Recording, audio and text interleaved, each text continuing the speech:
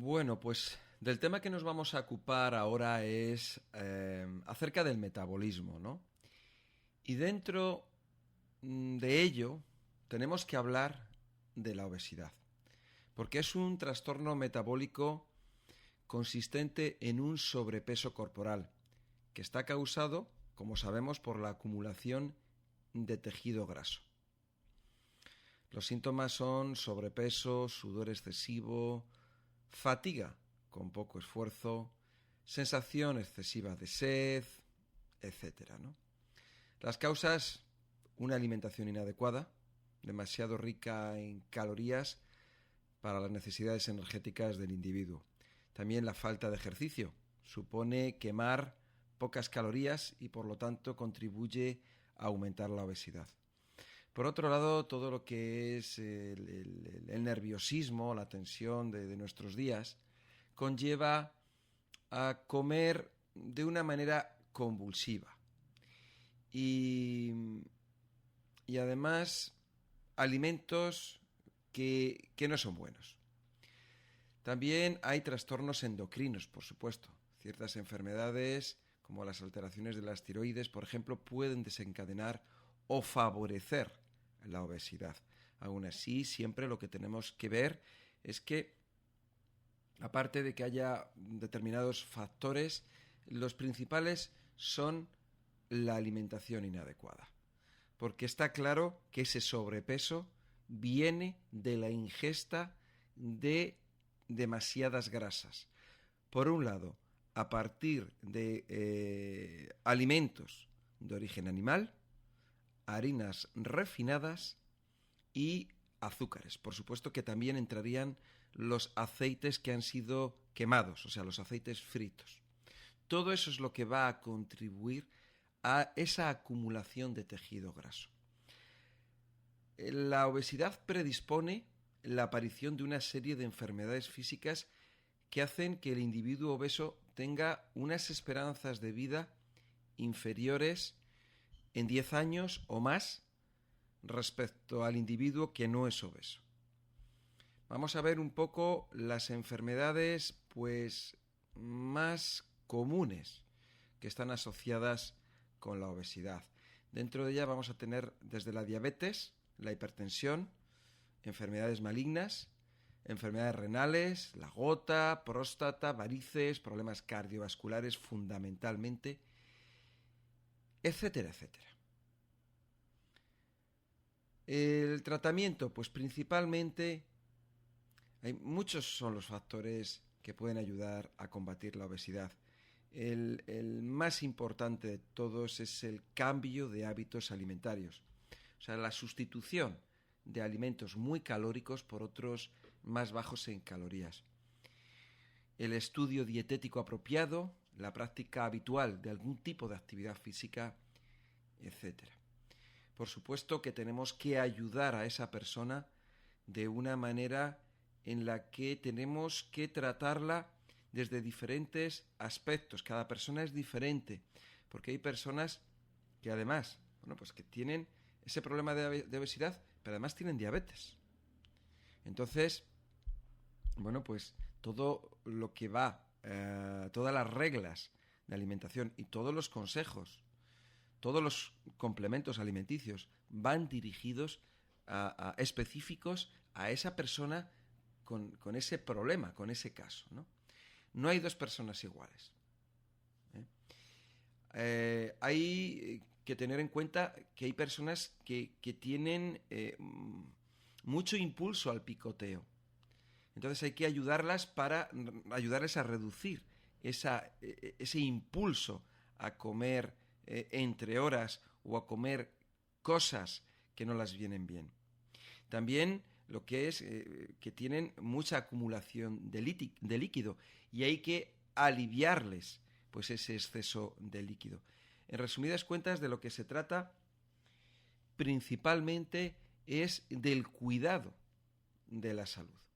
Vamos a ver, dentro de este tema no podemos dejar apartadas a las grasas, ¿no?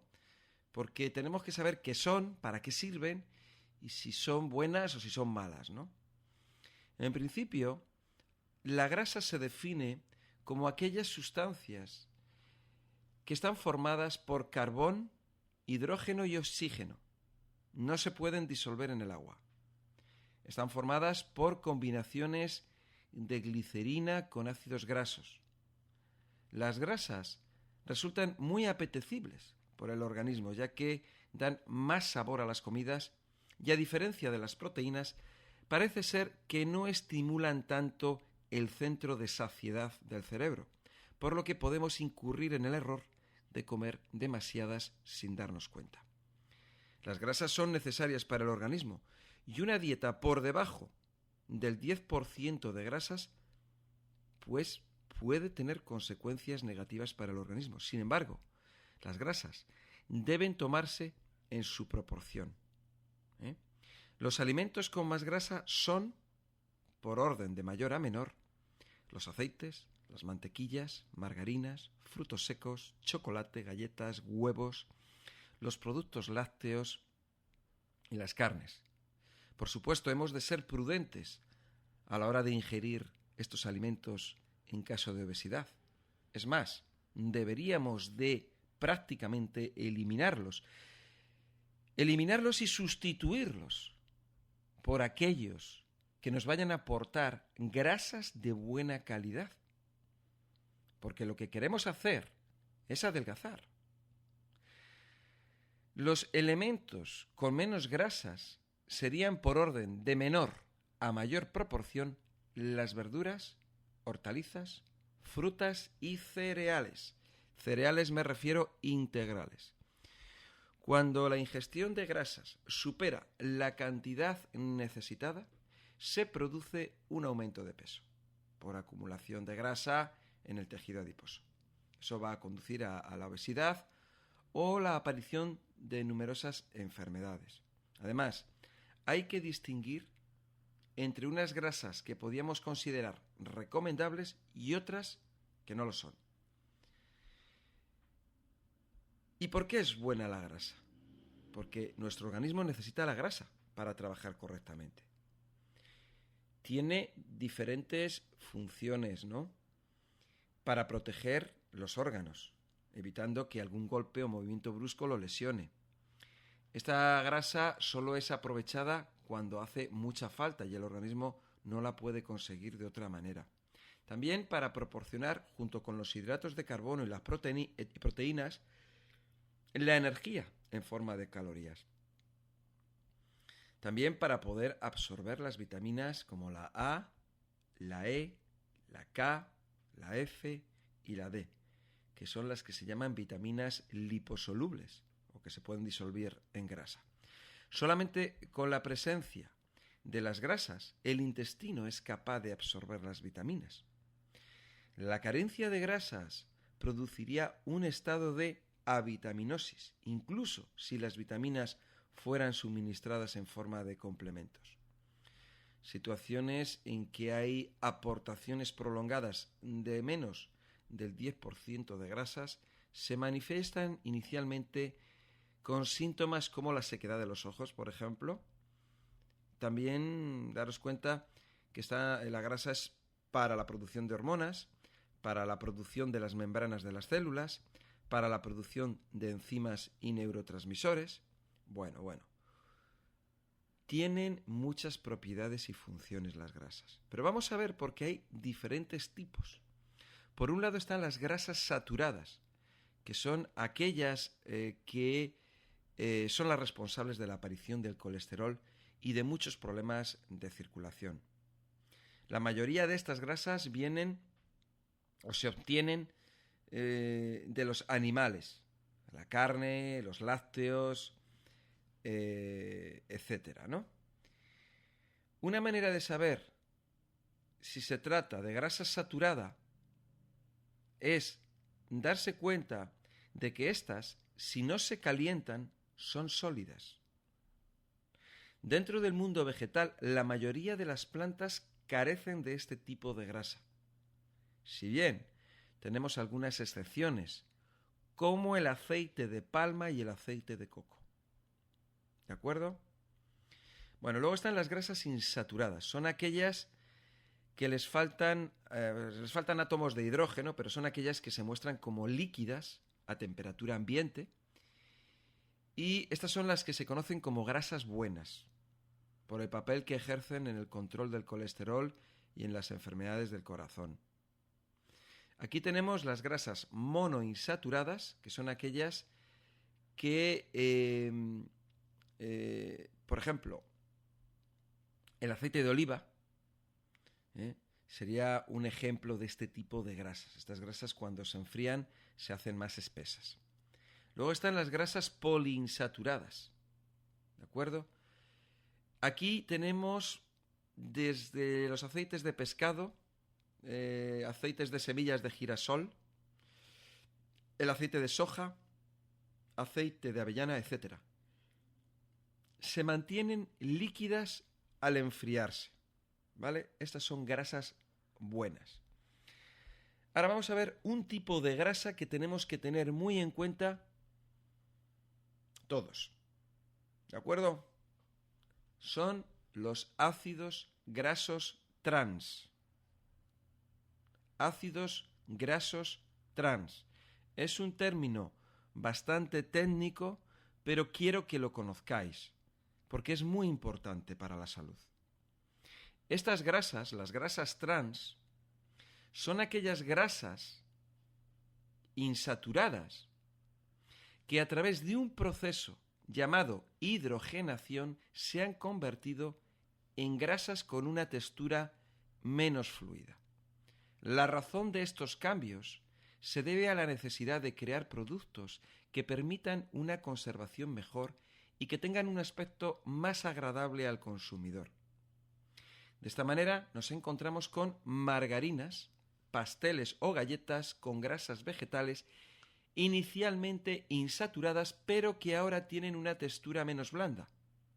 Sin embargo, este proceso convierte a las grasas insaturadas en ácidos grasos trans, que funcionan como si fuesen grasas saturadas, elevando los niveles de colesterol y causando problemas circulatorios. Entre los principales alimentos que contienen estos aceites tendríamos la margarina y otras grasas que sean duras, los pasteles, las galletas o las patatas fritas. ¿De acuerdo?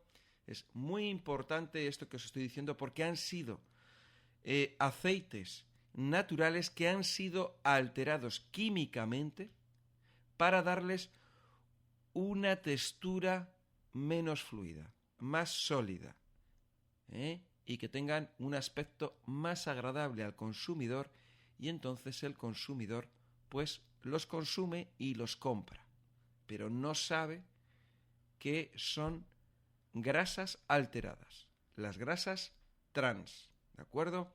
Es muy importante, quiero que lo tengáis en cuenta porque de ello depende nuestra salud. Muy importante. Bueno, vamos a ver por qué podemos hacer contra estos problemas de la obesidad, ¿no? Bueno, pues lo que tenemos que tener es una dieta que sea baja en grasas, comidas sin grasas. Entonces, no existe una dieta milagrosa para reducir peso. Se tiene que tener como objetivo fundamental disminuir la ingestión de calorías y aumentar el desgaste de esas calorías.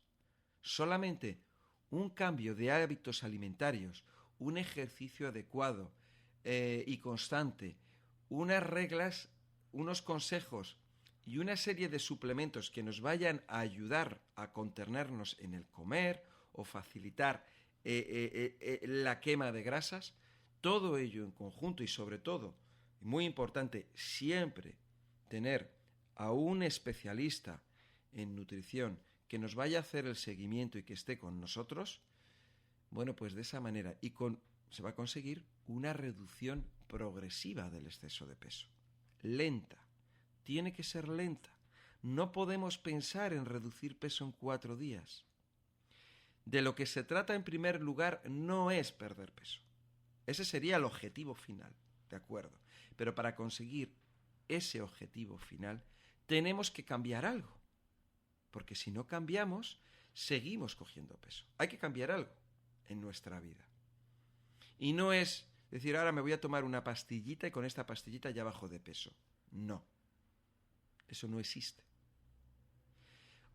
Hay que darse cuenta de que las dietas muy estrictas conllevan a una pérdida de líquidos que se recuperan fácilmente cuando se vuelve a comer y se vuelve a producir el aumento de peso perdido.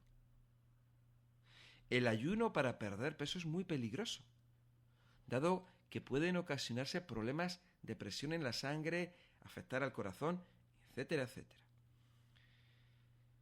Daros cuenta de una cosa, cuando una persona no come nada, o come muy poco, y lo está haciendo de una manera muy estricta, está sometiendo a una gran presión y estrés al propio organismo. Va a llegar un momento dado en que la persona no va a poder soportarlo y se va a lanzar a comer. Durante el tiempo en que ha estado sin comer o comiendo muy poco, ha perdido grasas, pero también ha perdido otros nutrientes, va a sufrir de carencia de nutrientes y por lo tanto va a perder no solo grasas, va a perder proteínas, agua, minerales, vitaminas, etc. La persona va a perder fuerza muscular, se va a debilitar, va a perder masa muscular. Cuando de repente esa persona se ponga a comer otra vez, lo que va a recuperar es grasa, pero no músculo. Y vamos a tener a la persona peor que como estaba al principio. Por eso lo más importante es estar en contacto con un especialista en terapias naturales, que nos vaya a dar unas reglas y nos vaya a llevar de la mano. De tal manera que la alimentación, como sabemos, es fundamental y se tiene que llevar muy bien para que la persona, el paciente, lo haga a gusto y de una manera gradual pueda ir cambiando de un hábito negativo de vida, de alimentación, y ir pasando progresivamente a unas costumbres diferentes que le van a llevar ¿a qué? No solo a bajar de peso, sino a muchas cosas más. El estar más ágil, y el estar más ágil en todos los sentidos. Los órganos, las células van a estar más ágiles y van a poder funcionar mejor en todos los sentidos. Y bajando ese peso, cada vez que se baje 1 gramo, se van a ir reduciendo las posibilidades de tener problemas graves de salud. Por eso es muy importante el bajar poco a poco de peso. Es más importante cambiar el estilo de vida. Porque si no cambias el estilo de vida, de poco te va a valer. Va a ser un sacrificio. Pero si tú cambias tu estilo de vida y en vez de comer, por ejemplo, es un ejemplo, las patatas fritas, las patatas, no sé, asadas, que no van a tener aceite, bueno, ahí hay un cambio. En vez de hacer el pimiento frito, pues haces el pimiento, pues al vapor. O si en vez de comer mantequilla y margarina untada en el pan, echas un aceite de girasol de primera presión en frío o de oliva de primera presión en frío. Ahí se pueden ir haciendo cambios que la persona, por supuesto, tiene que tener interés. Tiene que tener interés en salir adelante. Porque esto es un trabajo en equipo entre la persona y el terapeuta. ¿De acuerdo? Es muy importante. Tiene que tener un interés y entonces así es como se consigue el éxito. No es difícil. Puede ser más fácil de lo que puedes pensar. ¿Vale? Por eso mirar, por ejemplo, el consumo abundante de fibra puede frenar la ingestión de grasas, porque comer demasiadas grasas puede ser el resultado de tener demasiada hambre. Cualquier tipo de comida que pueda saciarnos sin presentar demasiadas calorías será un buen recurso para sentirnos llenos y no tener la necesidad de comer para sentirnos mejor. Comer alimentos que contengan bastante fibra es una manera de conseguir disminuir el apetito, ya que producen en el organismo una gran saciedad. La razón se encuentra en su capacidad para absorber agua, que hace que aumenten de volumen y llenen nuestro aparato digestivo, nuestro intestino fundamentalmente, ¿no?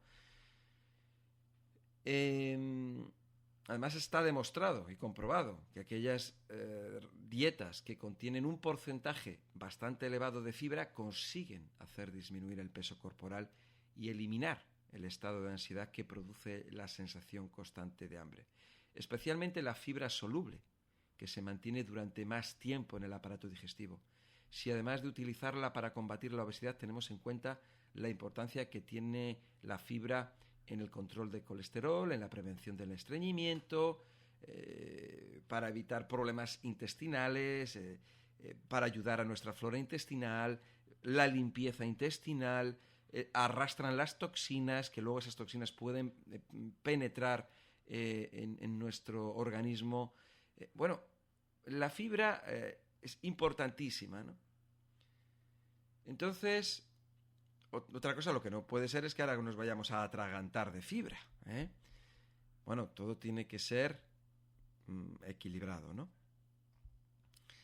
Mirar, la importancia de consumir féculas, ¿no? Porque el consumo de féculas siempre ha tenido una mala prensa en el control de la grasa corporal. Se ha comentado que la ingestión de alimentos ricos en hidratos de carbono, de las legumbres, los cereales, como el arroz o el maíz o los plátanos o las patatas, engordan mucho. Vamos a ver, estos alimentos pueden ayudar a controlar la obesidad y a prevenir la ingestión de grasas porque proporcionan al organismo una gran sensación de saciedad. Entonces, deben constituir una parte fundamental de la alimentación porque además que proporcionan energía, como las grasas, contienen otros principios muy importantes para la salud, ¿de acuerdo? Como las vitaminas, los minerales, la fibra. Pero recordar que, por ejemplo, en el caso de los cereales, tienen que ser integrales, ¿de acuerdo? Vamos a ver algunos alimentos recomendados para la pérdida de peso. Aquí están los vegetales, lo sabemos, desde las frutas, las verduras, las hortalizas. Y por otro lado, hay una serie de leches vegetales muy interesantes. Y mi recomendación es que si son de cultivo ecológico, mejor. Son las leches de soja, de avellana, de almendra, de avena, de arroz. Después podemos consumir los cereales integrales, frutos secos, podemos tomar pescados, podemos tomar carnes, podemos tomar prácticamente de todo. Podemos tomar de todo, pero simplemente lo que hay que hacer es tomar de todo, no solamente las grasas. ¿De acuerdo? Es muy importante, de verdad, me gustaría que esto lo tengáis en cuenta, tener en cuenta que, por ejemplo, las legumbres son muy interesantes porque además de contener mucha fibra, previenen el estreñimiento y combaten el colesterol. Además, contienen también elevadas cantidades de almidón, que produce una gran saciedad, ¿vale? Y puede mantener el organismo sin sentir hambre durante mucho tiempo. Es una de las características que tienen las legumbres. Son muy interesantes las legumbres, de verdad, y las puede tomar, pues la puede tomar todo el mundo. Pues ya sabemos, las lentejas, la soja. Los que no habéis tomado soja, os puedo decir que la soja es parecida a las lentejas. Es así como... sí, parecida. Bueno, Y está muy buena, ¿eh? Bueno, luego están los garbanzos, están los guisantes, principalmente las judías. Bueno, pues simplemente que tengáis todo esto en cuenta es muy importante para la salud, de verdad, y que